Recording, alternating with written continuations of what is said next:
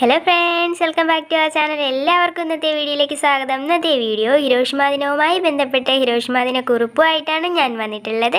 എല്ലാ കൂട്ടുകാരും video skip ചെയ്യാതെ കാണുക. ആദ്യമായിട്ടാണ് ആരെങ്കിലും വീഡിയോ കാണുന്നതെങ്കിൽ വീഡിയോ കണ്ട് ഇഷ്ടമാവുകയാണെങ്കിൽ ദയവേത് ചാനൽ സബ്സ്ക്രൈബ് ചെയ്യാൻ മറക്കരുത് കേട്ടോ. ഓഗസ്റ്റ് 6 ഹിരോഷിമ ദിനം. ഓഗസ്റ്റ് 9 നാഗസാക്കി ദിനം. മനുഷ്യൻ മനുഷ്യനോട് ചെയ്ത ഏറ്റവും വലിയ ക്രൂരതകളിൽ ഒന്നിൻ്റെ ഓർമ്മ പുതുക്കൽ. മനുഷ്യനുള്ളിടത്തോളം കാലം മറക്കാൻ പാടില്ലാത്ത ഒരു ഓർമ്മനാൾ.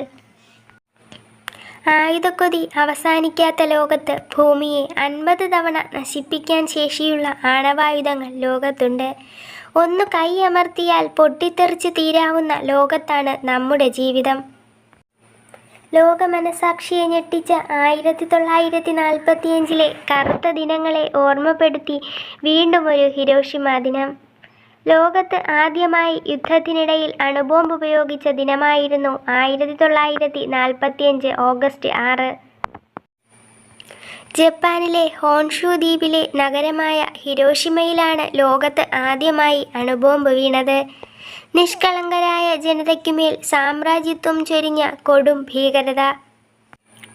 ലോകം കണ്ടതിൽ വെച്ച് ഏറ്റവും വിനാശകരമായ ഒരു യുദ്ധമായിരുന്നു 1939 മുതൽ 1945 വരെയുള്ള രണ്ടാം ലോകമഹായുദ്ധം. ലോകത്തിലെ മിക്ക രാഷ്ട്രങ്ങളും രണ്ടു ചേരിയായി നിന്ന് നടത്തിയ ഒരു യുദ്ധമായിരുന്നത്.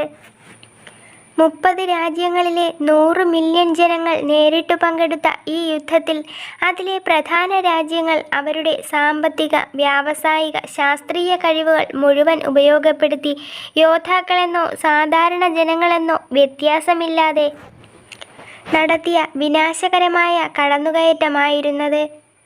പടിഞ്ഞാറൻ സഖ്യവും സോവിയറ്റ് യൂണിയനും ജർമ്മനി പിടിച്ചടക്കിയതോടെയും അഡോൾഫ് ഹിറ്റ്ലറിൻ്റെ ആത്മഹത്യയോടെയും ജർമ്മനി 1945 മെയ് 8 നിരുപാധികം കീഴടങ്ങിയതോടെ യൂറോപ്പിലെ യുദ്ധം അവസാനിച്ചു. എന്നാൽ ജപ്പാൻ കീഴടങ്ങാൻ വിസമ്മതിച്ചതോടെ ജപ്പാനിലെ നഗരങ്ങളായ ഹിരോഷിമയിൽ ഓഗസ്റ്റ് 6 നാഗസാക്കിയിൽ ഓഗസ്റ്റ് 9 അമേരിക്കൻ വിമാനങ്ങൾ ആറ്റം ബോംബുകൾ വർഷിച്ചു. കൂടുതൽ ബോംബുകളുടെ ഭയവും സോവിയറ്റ് യൂണിയൻ്റെ കടന്നുവരവും ഭയന്ന് ജപ്പാൻ ഓഗസ്റ്റ് 15 കീഴടങ്ങി. 1945 ഓഗസ്റ്റ് 6 ഹിരോഷിമയിൽ ലിറ്റിൽ ബോയ് എന്ന അണുബോംബ് പതിച്ചത്. ജനറൽ പോൾ ടിബറ്റ്സ് പറപ്പിച്ച അമേരിക്കൻ വ്യോമസേനയുടെ B-29 ബോംബർ വിമാനമായ എനോള ഗേയിൽ നിന്നാണ് ബോംബ് പ്രയോഗിച്ചത്.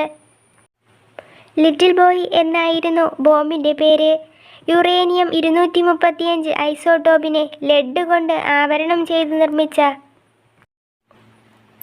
ഈ ബോംബിന് 12,500 ടൺ TNT പ്രഹരശേഷിയുണ്ടായിരുന്നു.